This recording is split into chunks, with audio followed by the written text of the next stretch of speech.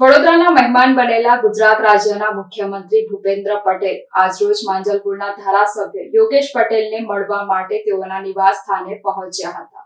મુખ્યમંત્રી ભૂપેન્દ્ર પટેલ ધારાસભ્ય યોગેશ પટેલને મળ્યા. યોગેશ પટેલના ખબર અંતર પૂછતા મુખ્યમંત્રીએ ધારાસભ્યને હમણાં આરામ કરવાનું કહ્યું. મુલાકાત દરમિયાન યોગેશ પટેલે સીએમને રજૂઆત કરી છે. વિશ્વામિત્રીમાં છોડાતા ગટરના પાણી બંધ કરવા રજૂઆત કરવામાં આવી હતી. ડ્રેનેજના પાણી માટે અલગથી ફંડ ફાળવવા રજૂઆત કરી છે. અમદાવાદથી ભરૂચ સુરતના તળાવોને ભરવા પણ યોગેશ પટેલે રજૂઆત કરી હતી. ઉનાળામાં ખાલી રહેતા તળાવો પાણીથી ભરવા માટે લાગણી વ્યક્ત કરી. મારી તબિયત હવે એકદમ સારી છે અને દવાખાનામાં 3 દિવસ રહ્યો અને ઝાયડસમાં સારી સારવાર થઈ.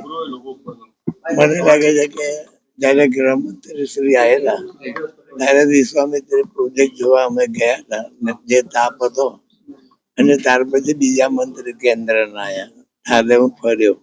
એ તાપને લીધે અસર થઈ. તો શું એટલે હીટ સ્ટ્રોક લાગી ગયો હતો? હા.